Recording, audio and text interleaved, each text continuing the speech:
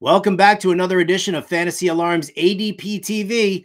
I'm Howard Bender. The 2024 NFL season is less than a week away, and your fantasy football drafts are kicking into high gear. You probably have a bunch of them coming up right now, so it's always important to see who's rising and falling up and down the draft boards to make sure that you're getting the right value.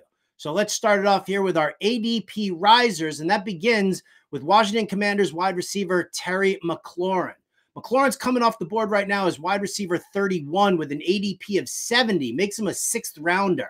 He's coming off of 4 straight 1,000-yard seasons, and while the touchdown total isn't high, I see an increase coming.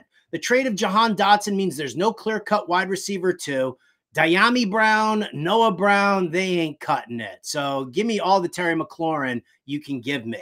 Number 2, Darnell Mooney. He's coming off the board as wide receiver 64, ADP around 161, which makes him a 14th rounder. Don't worry about his usage over the last 2 years in Chicago, right? Everyone's all focused right now on Bijan Robinson, Drake London, and Kyle Pitts, as they should be. But that means that Darnell Mooney is just being left alone. Got to get him in the later rounds. The opportunity for a high snap count is there and a solid target share. And then finally, I'm going to put my Captain Obvious cape on here and say Jordan Mason, running back for the San Francisco 49ers.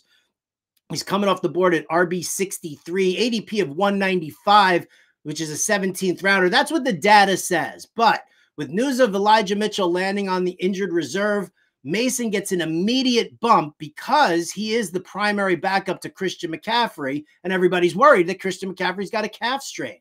Listen, look for Jordan Mason somewhere around the 10th round when everybody's looking at Trey Benson and Blake Corum. Trust me, if McCaffrey goes down, Mason's going to be a beast. Now your ADP fallers, and it starts with Kyren Williams, who's coming off the board as RB7, ADP of 20. And this is kind of a bummer here. Sean McVay turned around and said that Kyren Williams is going to be returning punts, and that has the fantasy world bonkers right now. The risk for injury definitely increases. So if you do want Kyren Williams, you have to make sure you get Blake Corum later on in your draft. Number 2, Tank Dell, coming off the board as wide receiver 29, ADP of 64. It's a 6th round pick. People are finally starting to wise up and understand the offense that the Texans are rolling out here. Bobby Slowick likes 21 personnel, and he's running it about 42% of the time. That is significantly more than most coaches do. And what does that mean? It means more 2 receiver sets. So you brought in Stephon Diggs, you paid Nico Collins. Tank Dell's the one whose snap count is likely to suffer. And then finally, my third faller, and this is something that I'm going to say, take the bargain, enjoy the bargain. Jameson Williams, coming off the board as wide receiver 49, ADP around 115, which makes him a 10th round pick.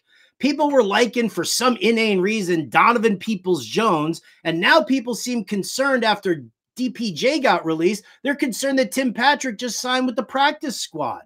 I don't really understand it. You had a good camp for Jameson Williams. They've expanded his route tree. He is the number 2 receiver there in Detroit. So let everybody else talk down about him. You sneak away and grab him at a value.